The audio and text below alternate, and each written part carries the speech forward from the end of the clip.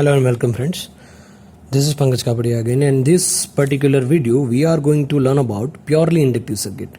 Okay, so last lecture ની અંદર જે છે આપણે પ્યોરલી રેઝિસ્ટિવ સર્કિટ જોયું હતું કે જેના અંદર જે છે આપણે એસી વોલ્ટેજ સોર્સ કનેક્ટ કરી અને અલ્ટરનેટિંગ કરંટને રજિસ્ટરમાં આપતા હતા. આ કેસની અંદર જે છે શું કરવાનું છે કે તમારે એક ઇન્ડક્ટર લેવાનું છે અને એ ઇન્ડક્ટરના એક્રોસમાં એક તમારે જે છે વોલ્ટેજ સોર્સ કનેક્ટ કરવાનો છે, અથવા તો જે વોલ્ટેજ સોર્સ છે એમાંથી જે બી કરંટ પસાર થશે એ કયો હશે, આ હશે, ફાઇન. અને એ આઈ કરંટ જે છે એ અહીંયા આપશે ઇન્ડક્ટરને, ફાઇન. સો જે આપણને ખબર છે કે રજિસ્ટર જે કેસ હતો, રજિસ્ટરના કેસમાં શું હતું, આપણને કોઈ કરંટની વેલ્યુ આવી મળેલી, I = I0 sin omega t. જો આ કરંટના આપણે જે છે એ રજિસ્ટરના ફોર્મમાં મેં લખ્યું છે અહીંયા કે આપણે જે છે જ્યારે રજિસ્ટરને જ્યારે બી કરંટ આપેલો હતો ત્યારે જે છે એ I = I0 sin omega t value મને મળી હતી, ફાઇન. હવે પ્યોરલી ઇન્ડક્ટિવ સર્કિટની અંદર શું મળશે, કરંટ જે છે કઈ રીતે આમાં વર્ક કરશે, જ્યારે ઇન્ડક્ટરમાં તમે આપશો તો કરંટ તમારો કઈ રીતે વર્ક કરશે એ આપણે જોવાનું છે. સો સપોઝ કે કરંટ જે છે આ રીતે હું અહીંયા મોકલું છું, તો ઇન્ડક્ટર જે છે શું છે, ઇન્ડક્ટર એક પ્રકારની બેટરી જ છે, બરાબર. જે શું કરશે કે પોતાની અંદર એનર્જી જે છે સ્ટોર કરશે, ફાઇન. સો લેટ્સ સે કે ઇન્ડક્ટર જે છે કોઈ આ ટાઈપનું જે છે, જો મારી પાસે કોઈ કંડક્ટર જે છે આવો છે, અથવા તો કોઇલ મારી પાસે એક છે કે જેનો એક ટર્ન આ ટાઈપનો છે મારી પાસે, બરાબર છે. હવે સિમ્પલી જે છે જ્યારે પણ હું કરંટ પસાર કરીશ એટલે એના અંદર આની આજુબાજુ જે બી તમારું મેગ્નેટિક ફિલ્ડ છે કોઈ આ રીતનું બનશે. હવે આ જ પર્ટિક્યુલર વાયરને અથવા તો આ જ જે છે કોપરના વાયરને હું આ રીતનું બનાવી દઉં છું, તે ગૂંચળું બનશે. અને આ જે ગૂંચળું બનશે અથવા તો કોઈ પર્ટિક્યુલર રોડ છે એના એક્રોસમાં તમે જે છે એના ઉપર જે છે આ રીતનું કોઈ જે છે ગૂંચળું તમે મતલબ વાઉન્ડ કરો છો, બરાબર, ગૂંચળું બનાવીને એ જે છે it will act as an inductor, fine. So આ તમે કદાચ જે છે એ ભણી ગયા છો ડીસીમાં, બરાબર, વધારે ડિટેલમાં નથી જતો આના અંદર. તો ઇન્ડક્ટર જે છે કોઈ આ ટાઈપનું હશે તો એ જે શું કરશે, એક ચાર્જિંગ એલિમેન્ટ તરીકે કામ કરશે, બરાબર છે. તો ઇન્ડક્ટરમાંથી જ્યારે પસાર થાય છે તો કઈ રીતનું જે છે બિહેવ થશે એ આપણે જે છે અહીંયા જોવાનું છે. અને આપણને ખબર છે ઇન્ડક્ટર માટે શું છે, E = L di/dt with respect to time, બરાબર છે. તો આ શું કરે છે, એ ઓપોઝ કરે છે. શું કરશે, સડન ચેન્જને અપોઝ કરશે. ઇન્ડક્ટરનું કામ શું છે, સડન ચેન્જ જે હોય છે એને અપોઝ કરવાનો. હવે સડન ચેન્જ કોનું, સડન ચેન્જ જે છે કરંટનું. કરંટ જો જ્યારે પણ તમે આને સપ્લાય આપશો કરંટનો તો એનો પણ અપોઝ કરશે. પછી જ્યારે એકવાર એ કરંટ સાથે કન્ટિન્યુઅસ ફોર્મમાં જે છે મતલબ કરંટ જે છે જેટલો તમે મોકલો છો એટલો જ અહીંથી જતો થઈ ગયો છે, બરાબર છે. After some it will take some time, બરાબર છે. આવું કરવા માટે એને થોડો સમય જોઈએ. તો એ અમુક સમય પછી જ્યારે જેટલો કરંટ તમે મોકલો છો એટલો જ આપે છે, બરાબર છે. તો એના પછી જ્યારે તમે કરંટ જે છે વોલ્ટેજ સોર્સ અહીંયા કનેક્ટ કર્યો છે અને હવે કટ કરી દીધો છે વોલ્ટેજ સોર્સ અહીંથી, તો હવે કરંટ નથી આવતો. તો જે કરંટ અહીંયા હવે સપ્લાય નથી થતો એને પણ શું કરશે, ઓપોઝ કરશે મતલબ એના પાસે કોઈ એનર્જી સ્ટોર કરીને રાખશે. તો it will act as a battery, બરાબર છે. તો બેટરી તરીકે વર્ક કરશે. તો આપણને ખબર છે બેટરીનો સિમ્બોલ કંઈ જે છે આવો છે, પ્લસ માઇનસ, બરાબર છે. અને ઇન્ડક્ટર માટે આપણને ખબર છે E = L di/dt, બરાબર છે. L એટલે એનું ઇન્ડક્ટન્સ, બરાબર છે. શું છે, ઇન્ડક્ટન્સ. જેમ રેઝિસ્ટન્સ હોય છે એના જેમ ઇન્ડક્ટન્સ હોય છે, બરાબર છે. તો જ્યારે પણ કિર્ચોફ્સ લો તમે અહીં એપ્લાય કરશો તો ઓબ્વિયસલી અહીંયા જો તમે પ્લસ માઇનસ બેટરી તરીકે તરીકે દર્શાવો તો આ શું છે, પ્લસ માઇનસ, બરાબર છે. તો પ્લસથી માઇનસ પોટેન્શિયલ જે છે મતલબ શું છે, પોટેન્શિયલમાં શું થયું, ડ્રોપ થયો, મતલબ ફોલ થયો. સો અહીંયા વોલ્ટેજ V તમે એપ્લાય કર્યો છે તો હું એવું લખી શકું V અને હવે અહીંયા જે છે બેટરી તરીકે વર્ક કરશે એટલે આ શું બનશે, પ્લસ માઇનસ. તો શું આવશે, કરંટથી પસાર થશે એટલે minus E = 0. Is that right, બરાબર છે. આપણને એ પણ ખબર છે કે V = L di/dt. અહીંયા વોલ્ટેજ કે E બંને સેમ છે, આ બંને શું છે, સેમ છે, બરાબર છે. આપણને ખબર છે V = Vm sin omega t અથવા તો V0 sin omega t. આ ભૂલવાનું નહીં, બરાબર છે. બેટરીનું તમે E પણ લખી શકો, V પણ લખી શકો છો. તો હવે અહીંયા હું શું લખીશ, V માઇનસ Eની જગ્યાએ શું લખીશ, L di/dt. સો L di/dt = 0. એમ પણ લખી શકું L di/dt = V. સો હવે આગળ એને હું એમ પણ લખી શકું di = V/L. શું લખી શકું, di = V/L, બરાબર છે. અને શું લખીએ છીએ અહીંયા dt. તો અમારે શું કરવાનું છે, di = શું બનશે, V0, V0 sin omega T by L into DT. હવે તમે જોઈએ કે આના અંદર મને જે આ ઇક્વેશન મળ્યું છે તો તમે જોઈ શકો કે અહીંયા જે છે આ વીની જગ્યાએ મેં શું મૂક્યું છે V0 sin ઓમેગા ટી, અને તમે જોઈ શકો છો આ આપણે જે છે એપ્લાય કર્યું છે યાદ છે, બરાબર છે. So V is equal to V0 sin omega T, એ ખાલી વેલ્યુ મેં શું કરી છે અહીંયા પુટ કરી છે, નથિંગ એલ્સ, બરાબર છે. તો ડીઆઈની વેલ્યુ કોઈ મને આવી મળી છે. Is that right? હવે જો હવે આ પ્યોર ઇન્ડક્ટર સર્કિટ છે, બરાબર છે. તો જો બી ચેન્જ હશે એ ચેન્જને આ શું કરશે, ઇન્ડક્ટર અપોઝ કરશે, બરાબર છે. ચાલો અપોઝ કરશે તો આગળ જે છે શું આવશે, ચાલો એને અહીંયા જ રાખું છું, બરાબર છે. તો તમને આઈડિયા જે છે વધારે આવશે. DI is equal to V0 by L. હવે જુઓ કે શું થશે.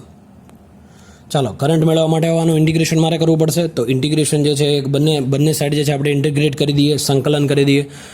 તો આપણને ખબર છે કે અહીંયા જે છે એ ચાલો માની લઈએ, આને હું અહીંયા જ લખી લઉં છું કે DI is equal to V0 by L sine omega T. જો એલ સેલ્ફ ઇન્ડક્ટન્સ છે, V0 કોન્સ્ટન્ટ વેલ્યુ છે, મેક્સિમમ વેલ્યુ છે, બરાબર છે. કોન્સ્ટન્ટ જે છે એ પણ ઓમેગા, તો આપણે જે છે બહાર કાઢી લઈએ. માની લઈએ કે આ બંનેનું ઇન્ટિગ્રેશન હું કરું, શું આવું લખે DI is equal to V0 by L sine omega T into DT. તો હવે શું બનશે, આઈ ઇઝ ઇક્વલ ટુ શું બનશે, સાઇન ઓમેગા ટીનું ઇન્ટિગ્રેશન શું છે, માઇનસ કોસ, બરાબર છે, માઇનસ કોસ ઓમેગા ટી. ચાલો તો શું બનશે અહીંયા V0 બાય એલ શું બનશે, માઇનસ કોસ ઓમેગા ટી, અને ઓમેગા કોન્સ્ટન્ટ છે તો ઓમેગા જે છે હું લખીશ નીચે, બરાબર છે. ચાલો સો આ ઇઝ ઇક્વલ ટુ શું બનશે, આ માઇનસને બહાર કાઢી નાખીશ. સો માઇનસ અહીંયા શું બનશે, V0 બાય ઓમેગાને અહીંયા લઈ લઉં છું, so omega L. Okay, V0 by omega L. હવે શું બનશે, અહીંયા એક બનશે માઇનસ કોસ, એટલે આ માઇનસ મેં બહાર લીધું છે એટલે અહીંયા હું લખીશ કોસ ઓમેગા ટી, બરાબર છે. તો આ કઈ ટાઈપનું ઇક્વેશન જે છે મને દેખાય છે, minus V0 upon omega L into cos omega T. તો આ જે છે કોઈ હાર્મોનિક ટાઈપ ઇક્વેશન જે છે તમને કોઈ દેખાય છે, બરાબર છે. આના પણ મારે કોસ નહીં જોઈએ, મારે અહીંયા શું જોઈએ છે, સાઇન જોઈએ છે, તો જ હું જે છે ફેઝ એંગલ કોઈ ક્રિએટ કરી શકીશ, બરાબર છે. તો જો અહીંયા જે છે તમને શું દેખાય છે, એક તમે વસ્તુ વિચારો કે અહીંયા જે છે આ V0 બાય ઓમેગા, ચાલો હું એને બહાર લઉં છું, I is equal to V0 by omega. ચાલો માઇનસ, પણ આપણે જે છે કોઈ પ્લસ કેસમાં લઈએ છીએ. માની લો કે I0 is equal to V0 by omega L. તો આ જે છે તમને કોના જેવું લાગે છે, એ લાગે છે V બાય આર જેવું લાગે છે કે નથી લાગતું? તો આપણે જે પહેલો કેસ હતો રેઝિસ્ટિવ સર્કિટની અંદર, એના અંદર કંઈ આવું ઇક્વેશન આપણને મળ્યું. તો આ શું છે, રેઝિસ્ટન્સ એક પ્રકારનો લોસ જે છે કરંટનો ઓપોઝ કરે છે. તો ઇન્ડક્ટરના કેસમાં મને શું મળ્યું છે, આ મળ્યું છે ઓમેગા એલ. ના વોટ ઇઝ ઓમેગા, ઓમેગાને કહેશું 2πf, અને એલ એટલે એનો સેલ્ફ ઇન્ડક્ટન્સ મતલબ એલ. એનો મતલબ એવો થયો કે ઓમેગા જે છે ઓમેગા એલ, અને તમે લખી શકો 2πfl અથવા તો XL, ને X એટલે શું છે 2πf. અને આને કહેવાશે ઓમેગા એલ જે છે એને કહેવાશે સેલ્ફ ઇન્ડક્ટન્સ. શું કહેવાય છે, self inductance. It is a kind of resistance કે જે ઓપોઝ કરે છે કરંટનો, બરાબર છે. તો ઓમેગા એલ જે છે ઇટ ઇઝ લાઇક રેઝિસ્ટન્સ. ચાલો હું લખું છું અહીંયા કે omega L is equal to it like resistance, nothing else, resistance, બરાબર છે. તો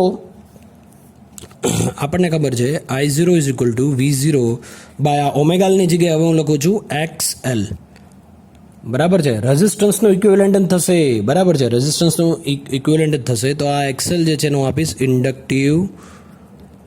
ઇન્ડક્ટિવ રિએક્ટન્સ. શું આપીશ એને હું, ઇન્ડક્ટિવ રિએક્ટન્સ, બરાબર છે. હવે ઇન્ડક્ટિવ રિએક્ટન્સ એટલે એક પ્રકારના લોસ જ થશે, જેમ રેઝિસ્ટન્સનો લોસ હોય છે એના જેમ આપણે જે છે કેવું છે એક પ્રકારનો લોસ જ છે. તો ઇન્ડક્ટિવ રિએક્ટન્સ એનો યુનિટ જે છે એ છે ઓહમ. શું છે, ohm.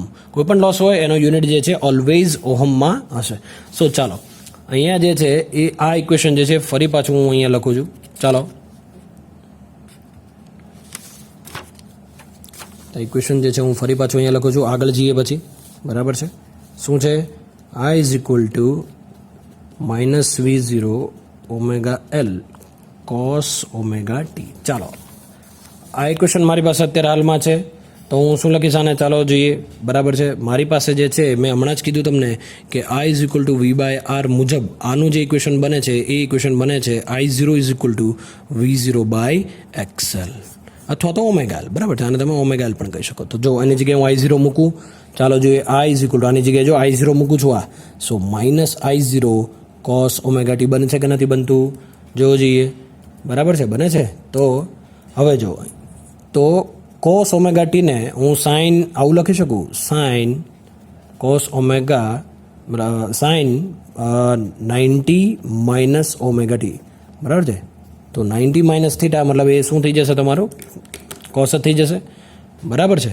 So I is equal to minus I0 sine π/2 minus omega T થઈ ગયું, બરાબર છે. ચાલો આવું કંઈ તમને જે છે ખબર જ હશે કે sine of minus theta is equal to minus sine theta થશે.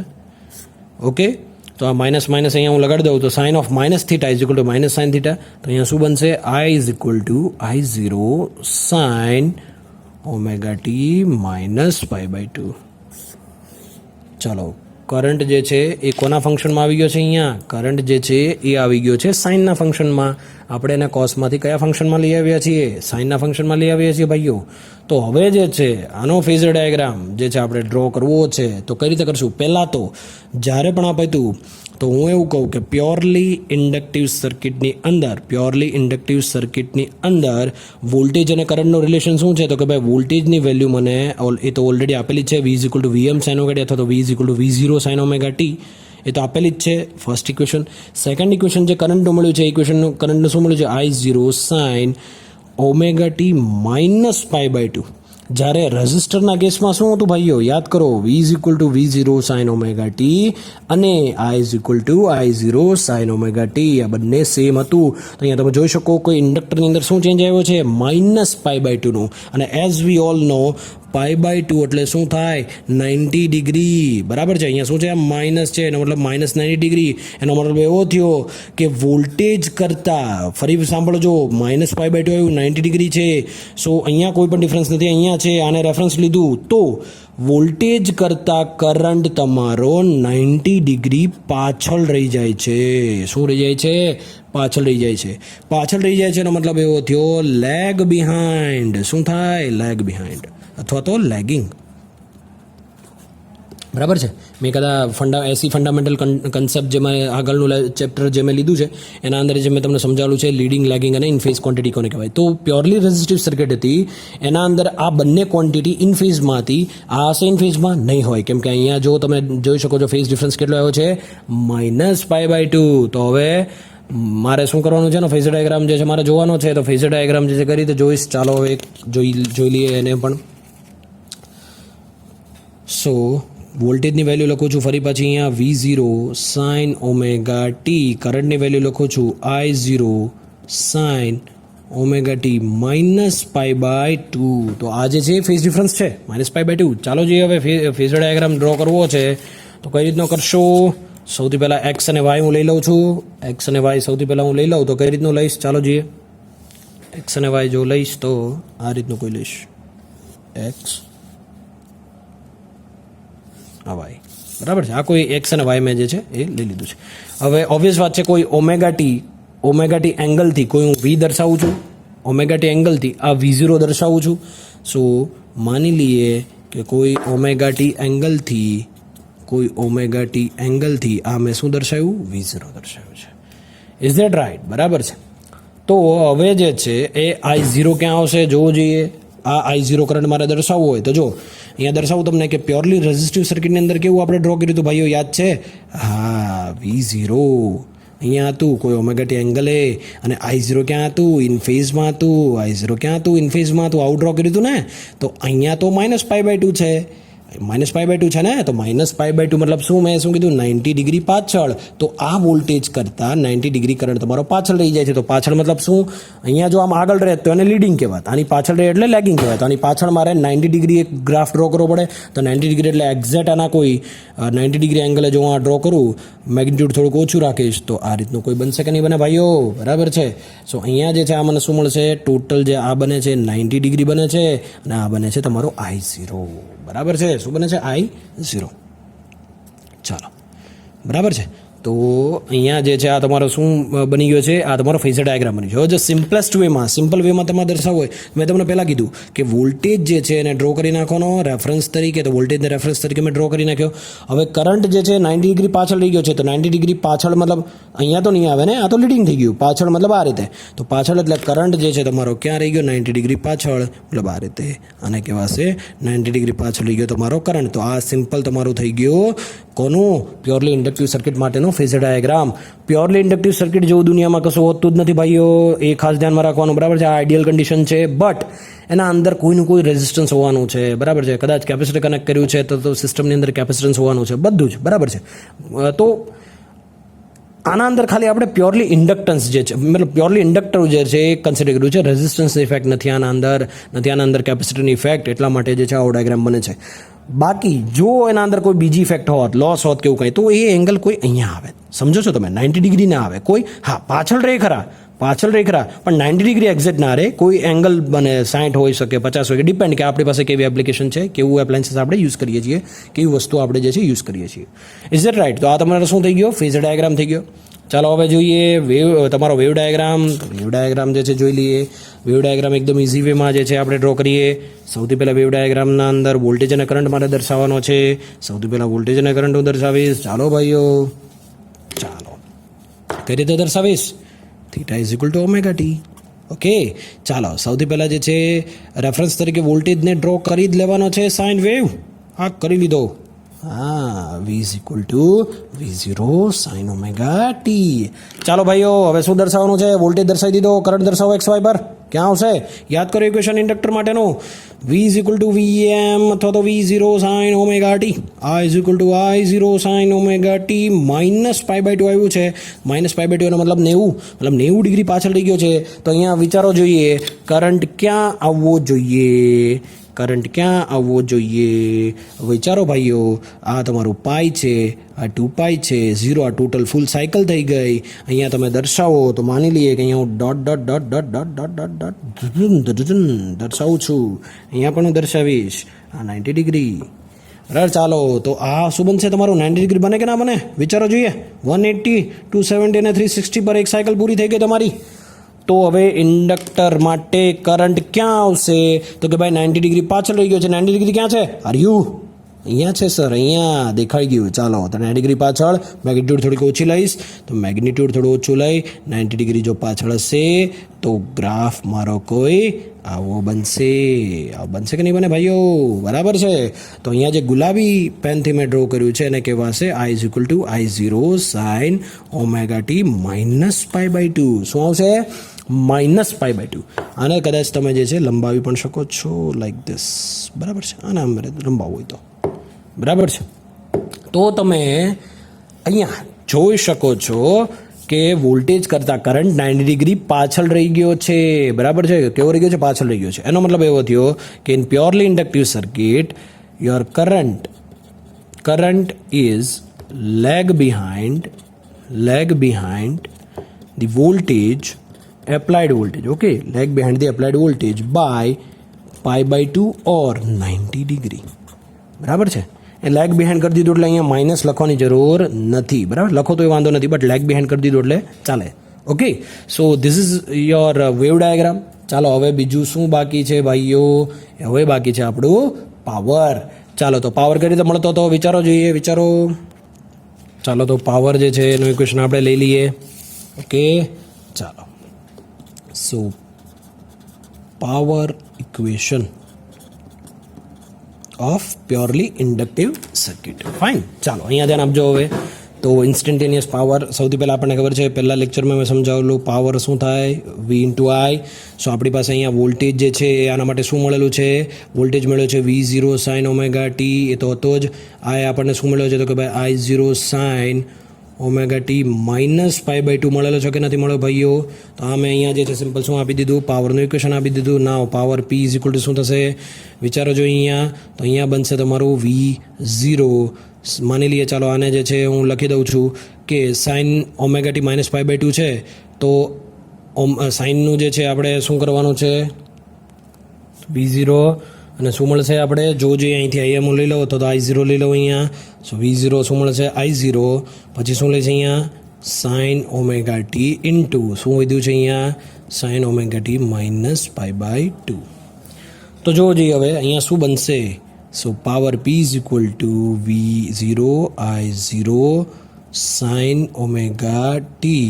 આનું શું બનશે સાઇન ઓમેગા ટી -π/2 ના આરે લખી શકું minus cos omega T. Okay, minus cos omega T એટલે શું થશે આનું સાઇન ઓમેગા ટી -π/2 તો એટલે સાઇન થીટા -π/2 એટલે શું લખાશે ને minus cos omega T.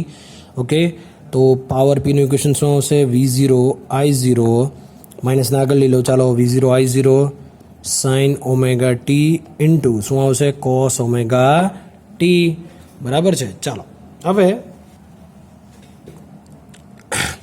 Sign omega T into cos omega T એટલે શું થશે. જો આપણને ખબર છે sine omega T into cos omega T આપણને ખબર છે કે sine 2 theta is equal to શું થાય 2 sine theta into cos theta. બરાબર છે. Sine 2 theta is equal to શું થાય 2SC મતલબ 2 સાઇન કોસ. બરાબર છે, મતલબ 2 સાઇન થીટા અને કોસ થીટા તો એ જ સાઇન 2 થીટા. બરાબર. ચાલો હવે આ જે છે પર્ટિક્યુલર આ સાઇન ઓમેગા ટી અને કોસ ઓમેગા ટી એની જગ્યાએ હું મૂકીશ સાઇન 2 ઓમેગા ટી બાય 2. બરાબર છે. સો ઇક્વેશન મારું જે બનશે શું બનશે sine omega T into cos omega T is equal to sine 2 omega T by 2. આ ઇક્વેશન જે છે હવે મૂકીએ so P is equal to શું બનશે વિચારો જોઈએ માઇનસ તો આગળ છે જ V0 I0 આ 2 અહીંયા આવી જશે તો V0 I0 બાય 2. બરાબર છે. અને આ શું બનશે sine 2 omega T. Okay, minus અહીંયા. સો અહીંયા તમે જોઈ શકો કે -V0 I0 by 2 sign 2 omega T બને છે. તો પાવર જે છે મને મળશે એ મળશે અહીંયા -V0 I0 by 2 sign 2 omega T. હવે આ જ આખી સાયકલનો પાવર તમે લઈ લો તો શું બનશે આનો પાવર જે છે આખો જે છે કેવો બનશે સાઇન 2 ઓમેગા ટી છે ને. બરાબર છે. ટ્વાઇસ ઓફ ફ્રીક્વન્સી પાવર કેવો મળ્યો ટ્વાઇસ ઓફ ફ્રીક્વન્સી મતલબ અહીંયા પોઝિટિવ અને આ નેગેટિવ બંને તો આનો એવરેજ પાવર કેટલો થઈ જાય આપણને ખબર છે એવરેજ પાવર ફૂલ સાયકલનો કેવો થઈ જાય 0 થઈ જાય. બરાબર છે. તો કઈ રીતે 0 થઈ જાય કઈ રીતે જે છે 0 થઈ જશે ચાલો વિચારો જોઈએ કઈ રીતે 0 થઈ જાય. ચાલો આ એક રીત છે. ચાલો બીજી રીત પણ આપણે જે છે થોડીક જોઈ લઈએ છીએ. બરાબર છે. એમાં જ સો P is equal to V into I. તો શું છે આ V0 સાઇન ઓમેગા ટી આની વેલ્યુ કેટલી હતી I0 સાઇન ઓમેગા ટી -π/2. તો આના અંદર જે છે આપણે શું કરેલું માઇનસ કોસ ઓમેગા ટી. હવે જો omega T minus sine omega T -π/2 શું થાય કોસ ઓમેગા ટી થાય. સો V0 સાઇન ઓમેગા ટી શું આવશે અહીંયા આવશે I0 કોસ ઓમેગા ટી મૂકી દઉં છું સીધું જ મેં આના જગ્યાએ કોસ ઓમેગા ટી મૂકી દીધું છે. ચાલો વધારે સિમ્પ્લિફાઈ કરીએ આને. સો V0 I0 અહીંયા હું લખીશ sign omega T into cos omega T થઈ જશે કે નહીં થઈ જાય છે. તો હવે આગળ જે છે આપણે શું કરશું અહીંયા જે છે હજી વધારે જે છે આગળ સિમ્પ્લિફાઈ કરીએ તો V0 I0 બાય 2 બેને ડિવાઈડ કરીશ બેને જે છે મલ્ટીપ્લાય કરીશ જો બેને ડિવાઈડ કર્યા બેને મલ્ટીપ્લાય કરીશ so into 2 sine omega T into cos omega T. તો આ ફોર્મ્યુલા છે કોનો જોવો જોઈએ 2SC હમણાં મેં તમને જો આગળ સમજાવ્યું હતું જોયું હતું ને sine 2 theta 2 sine theta into cos theta તો એ જ મેં તમને સમજાવ્યું અહીંયા. સો ઇક્વેશન શેનું બનશે V0 by √2 into I0 by √2. તો જો RMS સીધું લખ્યું છે આનું બરાબર છે ઇન્ટુ શું બનશે 2 સાઇન તો sine 2 omega T is equal to 2 sine omega T into cos omega T. Fine. So આને શું બનશે VRMS ઇન્ટુ આ બનશે IRMS into sine 2 omega T. તો P. તો આ જે પાવરનું ઇક્વેશન મને મળ્યું છે ઇન્સ્ટન્ટેનિયસ પાવરનું કેલ્ક્યુલેશન મને મળ્યું છે. હવે જો શું કરવાનું છે આપણે કે આનું એવરેજ પાવર જો મારે કાઢવું હોય તો એવરેજ પાવર શું થશે ઇન્સ્ટન્ટેનિયસ પાવરની ફોર્મ્યુલા જે છે આપણે જોવે છે બરાબર છે. એવરેજ પાવર લેવો હોય તો આપણે કઈ રીતે લેવો પડે આપણે જે છે આગળના લેક્ચર્સમાં પણ જે છે એ તમને દર્શાવેલું છે કે કઈ રીતે મેળવવું. સો અહીંયા મળ્યું છે VRMS IRMS sign omega T. તો આપણને એ ખબર છે કે જો સાઇનનો એવરેજ વેલ્યુ જે છે એ શું થઈ જાય 0 વેલ્યુ સાઇન એવરેજ વેલ્યુ 0 કેમ કે સાઇન જે છે જેટલી પોઝિટિવ છે એટલું જ નેગેટિવ છે, તો આ બંનેનું એવરેજ કેટલું થઈ જાય? 0. તો જો અહીંયા આ સાઇન જે છે એ જ વસ્તુ અહીંયા આપેલું છે. ફાઇન. સો અહીંયા જે છે શું બનશે? અહીંયા લખીએ આપણે કે VRMS ઇન્ટુ IRMS અને સાઇનનું એવરેજ વેલ્યુ કેટલું થઈ જાય? 0. તો એનું લખીએ 0. સો ધ એવરેજ પાવર જે છે કેટલું મળશે? એવરેજ પાવર અહીંયા મળશે મને આની સાથે 0. સો એવરેજ પાવર 0. તો જ્યારે પણ પ્યોરલી ઇન્ડક્ટિવનો કેસ લ્યો ત્યારે એવરેજ પાવર તમારો કેટલો થઈ જશે? 0. એનો મતલબ એવો થયો કે power P is equal two 0 in the case of purely inductive circuit. બરાબર છે. સો આ પાવર જે છે એનું કોઈ આપણને જે છે ઇક્વેશન મળ્યું છે. નાવ આનો જે છે હવે અમારે શું બાકી રહી ગયું છે? એનો ગ્રાફ ડ્રો કરવાનો બાકી રહી ગયો છે. ફાઇન, ચાલો એનો ગ્રાફ ડ્રો કરી લઈએ. પાવરનો ગ્રાફ ડ્રો કરવાનો છે ભાઈઓ. બરાબર છે. ચાલો જોઈએ કે પાવરનો ગ્રાફ જે છે ડ્રો કરશો. કઈ રીતે કરશો પાવરનો ગ્રાફ ડ્રો કરવો છે આપણે? ચાલો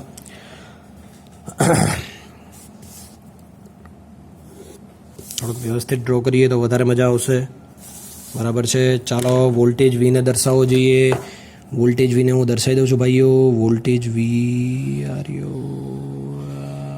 વી બરાબર છે. Voltage V is equal to V0 sine omega T.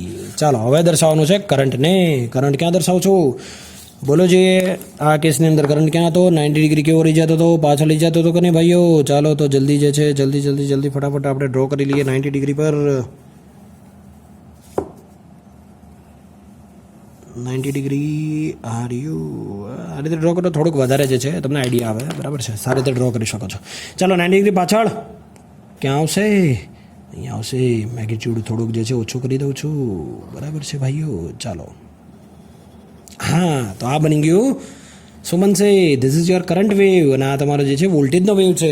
ચાલો તો આ π/2 એટલે પાછળ રહી ગયું છે. હવે ચાલો બંનેનું જે છે એડિશન કરો એટલે તમને હવે સિમ્પલ ખબર પડી જવી જોઈએ કે આનું તમે એડિશન કરશો તો તમને શું મળશે. ચાલો અહીંયા અને આ તો પર્ટિક્યુલર આ પોર્શનનું જો આટલા પોર્શનનું તમે એડિશન કરશો, સોરી અહીંયા જે બી તમે કરશો ને જે બી આનું જે છે તમે મલ્ટિપ્લિકેશન કરશો શું બનશે? V * I નો બોલો જલ્દી. એ કેસમાં તમને આપશે નેગેટિવ. તો અહીંયા જે બી વોલ્ટેજનો વેવ આવશે, અરે જે બી તમારો પાવરનો વેવ આવશે કોઈ આ ટાઈપનો બનશે. ઓકે ચાલો હવે આગળ. તો આ બંનેનું જે મલ્ટિપ્લિકેશન કઈ રીતે કરશું? તો એનો પાવર કોઈ આ ટાઈપનો બનશે. ઓકે, તો એનો પાવર જે છે કોઈ આ ટાઈપનો બનશે. ચાલો ભાઈ આટલો બન્યો છે. બરાબર છે. ચાલો હવે આ બંનેનું તો ફરી પાછું. ઓકે ચાલો હવે આગળ.